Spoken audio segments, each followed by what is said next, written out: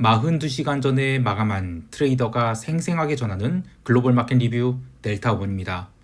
우리 증시는 금요일 현충일 휴장 전 목요일까지 폭등을 이어갔지만 선물 380선을 살짝 넘기고는 힘이 빠지기 시작했습니다. 해외 증시는 악재를 애써 무시하고 호재는 확대 해석하는 이른바 닥치고 매수세가 들어오면서 S&P 선물이 석 달 만에 종가상 6,000포인트를 넘겨서 마감하게 됐습니다. 시장 정말 강하다고 생각되는데요. 시장 어떻게 보고 있는지 대응 전략과 함께 이야기합니다. 그리고 시황이 스크립트를 일찍 보기를 원하시는 분들은 네이버에서 델타원 글로벌 검색하셔서 네이버 프리미엄 콘텐츠 가입하시면 시황 스크립트를 개장 전에 보실 수 있습니다. 자, 먼저 아시아 세션 리뷰 시작할게요. 우리 증시는 목요일 새벽 마감한 야간 선물이 해외 시장과는 다른 강세 국면을 이어간 것을 반영하였습니다. 미국 증시가 목요일 새벽 고점에서 약간 밀려서 마감했지만 그렇다고 크게 빠지거나 또 오르지도 못했기 때문에 트레이더들은 우리 증시 시가 갭상승이 나왔다라고 하면 이 매도의 관점으로 대응하려 했던 것 같아요. 그래서 갭상승 이후 외국인들은 9시 10분까지 2천억 원가량의 선물 매도를 했는데 현물 시장에서는 기존 매수세를 유지했어요. 외국인들은 현물 시장에서 30분당 2천억 원 이상의 매수를 사실상 선형적으로 하면서 종가까지 무려 9,800억의 현물을 매수했는데요. 어제 오늘 해서 굉장히 높은 고가권에서 2조 원 가까이 현물을 매수한 것이 이거는 일종의 패닉 바잉이 아닐까 싶을 정도예요. 더 극적인 흐름은 옵션 시장에서 나왔지만 선물 시장을 좀 더 보면 선물 베이시스가 완전히 회복돼서 어제는 이론 베이시스 대비 2배가 넘는 0.4포인트의 강세가 나왔어요. 그에 따라서 프로그램 차익 매수가 선물 만기 일주일 전임에도 불구하고 무려 2,100억 넘게 들어왔습니다. 2,100억 넘게 들어온 거 이거 다음 주에 만기에서 청산된다는 얘기예요. 평소 베이시스가 좀 개선됐다 하더라도 몇백억, 많아야 뭐 한 1,000억 내외로 들어갔다 싶은데 시장이 정말 갑자기 강해졌다 싶어요. 외국인들이 선물 매수 규모 자체는 장중 최대치가 고작 2천억 원밖에 안 되는데 어떻게 이렇게 프로그램 차익 매수가 많이 들어왔을까 생각해보면 이번 선물 옵션 만기는 동시 만기죠. 즉 선물이 아니라 옵션으로 구성된 합성 선물이 비싸지게 되면 그것으로 인해서도 차익 매수가 강하게 들어올 수 있는 거예요. 시장 흐름을 보면 오전 9시 55분까지는 차익 매수가 거의 안 들어오다가 선물이 375.65선을 넘기기 시작하자 콜옵션 감마가 폭발하게 되면서 합성 선물이 크게 고평가돼서 차익 매수가 강하게 유입됐죠. 이렇게 합성 선물이 고평가가 된 것은 마켓메이커들이 전일 롤링업 해치를 했던 375선이 상단 베리어마저 돌파하자 눈물이 손절매를 또 하면서 나타난 현상이다. 이렇게 보고 있어요.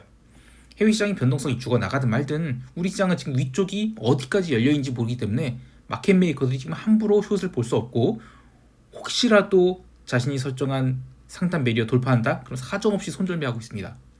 자, 그런데 이것을 역으로 해석하면 이렇게 오버슈팅이 나온 구간은 나중에 되돌림이 나올 수 있는 구간으로도 볼 수 있죠. 오전 9시 55분 선물 375.65선 이후부터 379.35선까지 상승할 때 선물 베이시스가 크게 상승하고 또 매수 차익거래도 대량으로 들어오고 변동성마저 상승했죠. 이후에 지수가 380선 좀 넘기긴 했는데 오후장에 들어서 다시 이 구간 즉 375.65에서 379.35 이 구간으로 들어오니까 변동성은 오히려 하락했어요. 그렇게 오늘 기록한 고점 380 그리고 오후장의 저점이 374선 이렇게 위아래 6포인트 그리고 마감한 변동성 22포인트 이걸 고려한다. 그러면 다음 주의 우리 증시 등락 범위는 최대로 가면 상단 388.35 하단은 364.10포인트로 볼 수 있는데 해외 시장 지금 보면 계속해서 변동성 죽이고 있어요. 그러면 이렇게 보수적으로 이론상의 최대 등락 범위보다는 좀 더 좁은 범위에서 등락이 이루어질 것이다. 이렇게 봐야 될 것 같아요.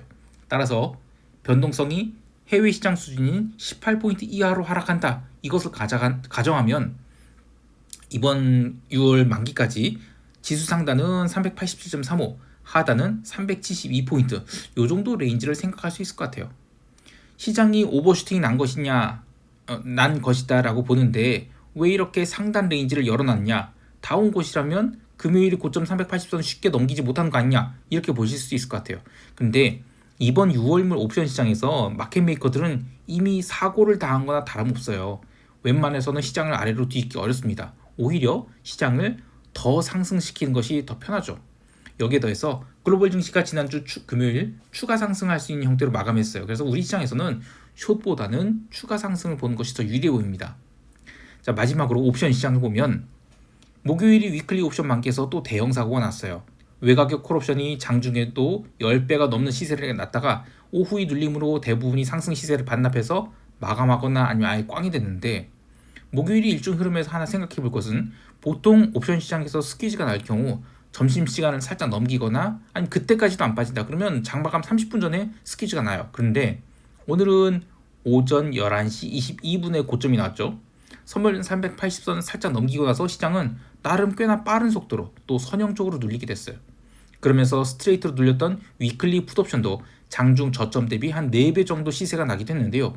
일중 고점 형성하는 시간이 이제 오전 시간대로 넘어왔다. 이게 핵심이에요. 이것은 상승 모멘텀이 점점 약해지고 있다라는 뜻이죠. 다음 주 월요일에 이제 만기주인데 이후에도 일정 고점을 만드는 시간이 개장 시각, 그러니까 오전으로 점점 다가올수록 시장의 모멘텀도 그만큼 소진되고 있다, 이렇게 볼 수 있을 것 같아요. 마켓 메이커들은 상단 배리어를 385선까지 올렸고 또 하단 배리어는 365밖에 안 올렸어요. 이거를 풋옵션을 패서 델타를 맞추는 것은 저는 포기했다라고 봐요. 오히려 그냥 콜 클래스 내에서 스프레드를 조정하면서 델타 맞추고 있기 때문에 다음 주의 옵션 만기 주간의 일중거래 관점에서 풋옵션을 매수한 것은 약간의 시세를 거둘 수 있을지 몰라도 의미 있는 풋옵션 매수에서 오버나잇 이렇게 해서 이거는 어렵다라고 봐요. 오히려 시장이 일중 조정을 줄 때마다 마켓메이커들은 그동안 못 때렸던 풋옵션은 신규 발행을 아주 적극적으로 늘릴 가능성이 높다라고 봅니다. 한마디로 풋옵션 매수는 장중 매매지, 이거 오버나잇에서 1박 2일 야 이건 고점이니까 풋 사서 밀어봐야 되겠다, 이거는 할 때 아니라는 것입니다. 시장 총평과 대응 전략은 영상 후반에서 하기로 하고 유럽 세션 리뷰 시작할게요. 유럽 증시는 상승으로 마감하긴 했지만 아주 좁은 진폭 내에서 움직였어요. 그래도 긍정적으로 생각할 수 있는 부분은 지난 4월에 글로벌 증시 트럼프 패닉으로 인한 눌림을 가장 먼저 회복한 것이 유럽 증시, 그것도 방산 부분이 신고가 갱신으로 인한 움직이었다면 5월 한 달 동안은 나름 기간 조정을 성공적으로 마친 것 같아요. 그리고 6월 첫째 주에 의미 있는 주봉 이평선 지지를 받고 지금 상승 마감했죠. 유럽은 옵션 만기까지 지금 2주 남았어요. 이제는 레벨업을 성공 못한다 그러면 옵션 프리미엄이 아주 무지막지하게 깎일 텐데, 그래도 시장을 긍정적으로 보고 있는 것은 이제 변동성이 트럼프 취임 전이 수준까지 내려가고 있어요. 거기다가 다음 주는 또 무게 있는 경제 지표 발표가 수요일이 CPI가 있긴 한데 월화는 없다시피 해도 관이 아니죠. 그러면 변동성 매도가 시장을 추가로 밀어 올릴 가능성이 높습니다. 뉴스플로우 보면 대부분 트럼프와 일론 머스크의 다툼 이야기를 하고 있는데, 그럼에도 불구하고 목요일에 있었던 ECB 금리 인하 이후 시장이 더 이상 빠지지 않았다, 이거에 좀 집중해야 될 것 같아요. 그래도 좀 디테일을 보면 금요일 하루만 라인메탈이 또 5%가 빠졌죠. 그러니까 시장이 색이 좀 바뀌려는 것 같아요. 라인메탈이 이 주봉상 매우 중요한 음봉을 만들었다, 이게 핵심인데 다른 업종이나 종목들이 더 이상 밀리지 않고 있지만 상반기 주도주인 이 방산이 좀 흔들리고 있어서 새로운 주도주나 업종이 나타나지 않는다 그러면 유럽 증시는 그냥 양매 도장이 더 이어질 수 있겠다, 이렇게도 볼 수 있을 것 같아요. 채권 시장은 어제 이어서 급반전이 있었는데 ECB 금리 25bp 인하 후 채권 가격이 일시적으로 튀었어요. 그런데 이제 라가르디 기자회견 이후에 상승분을 몽땅 반납하기 시작했고요. 금요일도 추가 하락을 이어가다가 미국 비농업 고용지수가 컨센서스보다 잘 나왔다고 해서 급락 마감했습니다. 참 여기서 할 말이 많아요. 근데 요약을 하면 논팜이 이제 13만 9천이 나왔는데 이게 과연 잘 나온 수치냐라고 하면 저는 어이가 없어요. 지난달 수치도 17만 7천에서 14만 7천 수정됐거든요. 이번 달 컨센서스가 애당초 12만 6천 낮았기 때문에 14만 근처 나왔다 그러면 시장이 우와 할 것이 맞냐 이거죠. 그런 의미에서 그냥 채권 시장은 어떻게든 올라오면 패려고 대기 중이었다, 이렇게 볼 수 있을 것 같아요. 주식시장에서도 무슨 이유가 됐던 지표 발표 후에는 지금 이번 주 내내 매수가 이어지고 있죠. 다시 채권 시장 얘기로 돌아오면 장기물도 그렇지만 단기물이 많이 빠졌어요. 이거 위험 자산에 긍정적입니다. 게다가 ECB는 올해의 마지막 금리 인하를 한 것으로 사람들이 생각하고 있는데 미국의 경제 지표가 괜찮게 여겨진다?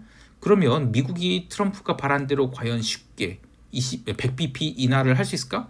이거에 대해서 시장이 좀 의문을 갖기 시작하는 것 같아요. 채권 변동성 지수는 이제 89.65포인트까지 빠졌는데 이거 분기 신저가 갱신입니다.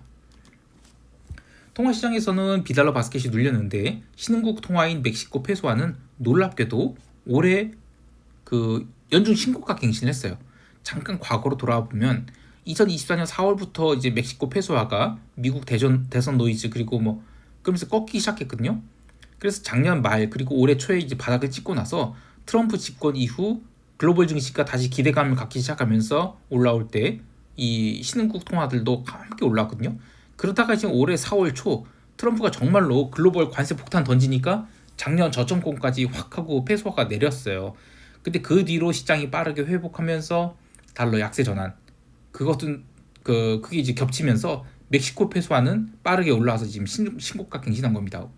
그 연중 신고가예요. 역사적은 아니고요. 오늘 그리고 이제 그 다음부터 이제 통화 시장에 이런 논리가 생겼습니다. 시장이 리스크 온이다. 그러면 이머징 통화 강세. 그리고 시장이 리스크 오프다. 그러면 달러 강세가 아니라 비달러의 디벨롭먼트 마크 디벨롭드 컷 시장이 리스크 온이면 이머징 통화 강세 그리고 시장이 리스크 오프다. 그러면 비달러의 선진 통화 강세. 근데 이제 오늘 미국 고용 지표가 긍정적으로 해석되면서 달러가 강세를 보였는데 지표 발표 후 이머징 통화도 함께 눌렸어요. 그러다가 지금 미국 세션에서 이머징 통화는 다 올라왔는데 비달러의 선진 통화는 별다른 반응하지 못하고 눌려서 그대로 마감했습니다. 상품 시장에서는 이틀 전까지만 해도 초강세를 보였던 구리가 이틀 만에 거의 5%가 밀렸어요. 고점 대비 5%. 근데 6월 들어서 지금 구리 가격이 조금 살아나는 듯 했는데 아직까지는 의미 있는 추세를 보이지 못하고 있습니다. 누적된 인플레이션 압력이 원자재 가격을 급하게 밀어 올릴 것이다. 이런 전망도 있는데 결국 이들이 원자재 수요는 산업 생산이 따라주든지 아니면 돈이 가치가 폭락해야 되는데 아직은 둘 다 의미 있는 촉매로서 작용하지 못하고 있는 것 같습니다. 자, 그럼에도 불구하고 기름 가격은 한 달 넘게 박스를 그렸던 64달러 상단 레벨을 돌파해서 마감했는데요. 유가의 상승에 대해서 캐나다의 알버타에서 산불이 발생한 것이 오일 샌드 생산에 부정적인 영향을 미친 것도 이유가 있다라고 해요. 근데 길게 보면 4월 중순에 반등했던 65달러 선에 근접해서 마감했거든요. 그래서 아시아권이 됐던 유가 상승을 자극할 만한 뉴스가 나온다?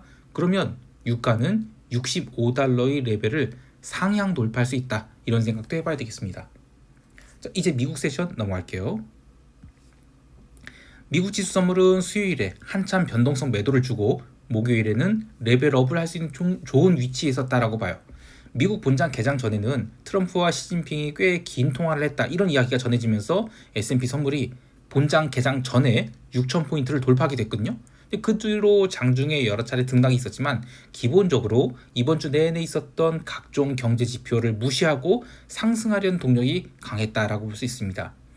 이번 주 초에 있었던 ISM 제조업 지수 그리고 이후에 있었던 ISM 서비스업 지수 이 지표가 과연 잘 나왔냐라고 보면 특히 이제 서비스업 지수는 꺾여버렸거든요.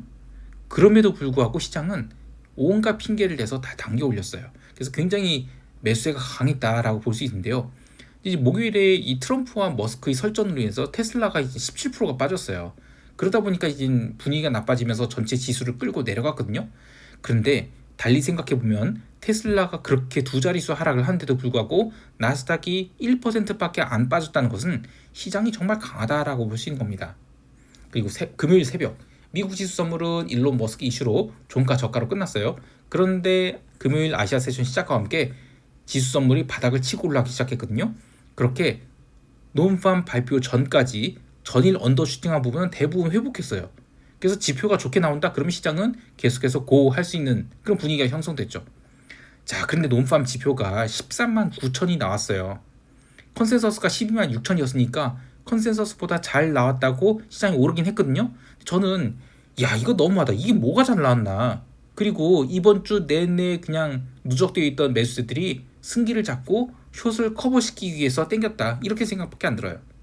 특히 지표가 마사지되고 있다는 게 해도 너무하다 라는 생각이 드는데요. 무슨 얘기냐면 이 전월에 발표된 수치를 수정해서 발표하거든요. 그래서 이렇게 수정된 내용이 4개월 연속 줄어들고 있어요. 자, 볼게요. 2월 7일에 1월 고용 지표가 발표됐죠. 이게 14만 3천이었어요. 자, 그러면 이제 3월 7일에 2월 고용 지표 발표하는데 함께 발표한 내용이 뭐냐면 1월 고용지표가 변화된 게 있으면 그걸 수정을 해서 발표하거든요. 이거를 13만 3천에서 슬쩍 12만 5천으로 낮춰서 수정해서 발표했어요. 그러니까 원래 1월 고용지표가 12만 5천이었는데 그걸 2월에 발표할 때는 13만 3천이라고 일단 좋게 발표하는 거예요. 또 4월 4일에는 2월 고용지표가 어떻게 발표됐냐면 15만 1천에서 11만 7천으로 수정해버렸어요. 그러니까 지표가 그 전월 걸 발표할 때는 좋게 발표해요. 그런데 그 다음 달에 전전월 거를 슬쩍 수정해서 나쁜 상태 그대로 발표한 겁니다. 그럼 이젠 전전월 거니까 사람들이 신경 안 쓴단 말이에요. 당장 전월 것만 신경 쓰지. 그러면 이거 지표 마사지 아니냐 이거예요. 대놓고. 자, 오늘 발표된 5월 고용지표 13만 9천이거든요. 전 다음 달에 이거 틀림없이 수정돼서 나올 것 같아요. 이거를 한 11만대로 수정해서 발표하는 거 아니냐. 야, 참 이거는 너무 심한 마사지 아닌가 싶습니다. 여하튼 미국 증시는 지표 발표 후 뭐 폭등까지는 아니어도 상승을 했어요. 그렇게 전일이 눌리면 대부분 만회한 상태에서 출발했기 때문에 시장 참여자들은 야, 이건 뭐 본장 개장할 때 이미 S&P 선물이 시가에 6,000포인트 넘겼으니까 뭐 할 게 뭐가 있나 싶었을 것 같아요. 그래서 처음 15분간은 쇼스퀴즈가 들어와서 S&P 선물이 6,025포인트까지 상승했거든요. 근데 이후에는 매도도 아니고 매수도 아니고 굉장히 지루한 박스를 만들게 됩니다. 어쨌든 기술적으로 매우 중요한 S&P 6,000포인트를 종가까지만이라도 회복해서 유지하면 되는 거기 때문에 장중에 여러 가지 잡음들이 나왔음에도 불구하고 증시는 누를 때마다 회복하기를 반복해서 그런 식으로 장중 변동성 매도가 계속 들어와서 지수를 버티게 만들었어요. 그리고 변동성 선물은 18포인트 중반까지 밀어버렸습니다. 개별 종목에서는 전일 심하게 눌린 테슬라가 반등을 하긴 했는데 이게 무슨 테슬라는 의미 있는 반등한 거 아니에요. 그러나 마이크로소프트 지금 시총 1위죠. 이게 또 올타임 하이 찍었어요. 그리고 테슬라와 함께 눌렸던 이른바 그 페이팔 마피아의 한 축이자 올해 가장 뜨거울 것으로 주목되는 팔란티어, 이게 전일이 눌림을 대부분 만회해서 마감했거든요. 그 외에도 구글이 지금 주요 이평선 돌파 앞두고 있어요. 그래서 시장 자체는 굉장히 강하다고 볼 수 있습니다. 자, 그런데 그에 비하면 버크셔 해서웨이 제가 계속 얘기하고 있죠. 5월에 그 연례총회 이후로 줄줄줄 밀리면서 이번 주에는 손절매까지 나왔다가 어제 간신히 120선에서 브레이크가 걸렸습니다. 자, 이제 시장 총평하면서 대응 전략 이야기할게요. 우리 증시는 월요일 다시 380선 트라이 할 것 같아요. 물론 종가상으로 380을 넘길지 이건 모르겠는데 월요일은 지금 위클리 옵션 만기죠. 또 동시에 먼슬리 옵션도 만기주에 들어서요. 근데 두 옵션 모두 최근에 연속된 급등으로 지금 변동성이 굉장히 높은 상황이에요. 그러면 월화수목을 뭐 정액감가를 치든 정률감가를 치든 여하튼 시간 가치가 빠져야 돼요. 단위 시간당 빠지든 아니면 비율로 따져서 오전장이 많이 빠지고 오후장이 덜 빠지든 아니면 오후장이 덜 빠지고 오후장이 많이 빠지든, 자, 어쨌든 외국인이 현물 매수가 월요일 지속된다? 그러면 시장을 나름 단단하게 받친 요소가 되면서 양매도장이 될 가능성이 높아요. 그런데 아직도 삼성전자가 본격적으로 움직이지 않고 있거든요. 만약에 무슨 이유가 됐든 삼성전자가 움직이면서 또다시 올라간다? 그러면 시장은 레벨업 또 가능한 겁니다. 그러면 이번 옵션 만기까지 사실 지수 상승이 어디까지 갈지 모르는 거예요. 그러나 현실적으로 생각해보면 다음 주 우리 시장 레인지는 위로는 387, 아래로는 372, 이 정도에서 등락 거듭하다가 마무리되지 않을까 싶어요. 왜냐면 해외 시장의 변동성 하락분도 고려해야 되고 또 급등에 따른 차익 실현 현물 매도의 압력도 생각해야 되는데, 이 월요일에도 오른다 해도 양봉이 크기가 작거나 아니면 윗골이 만들어진다, 또는 아까 아시아 세션 시황 설명할 때 말씀드린 것처럼 일중 고점을 형성하는 시점이 점점 시가선 쪽으로 당겨진다, 그러면 지수의 상승 압력이 소진됐다고 볼 수 있죠. 그래서 지수는 이번 주에 징그러운 양매도장으로 귀결될 가능성이 제일 높다고 생각해요.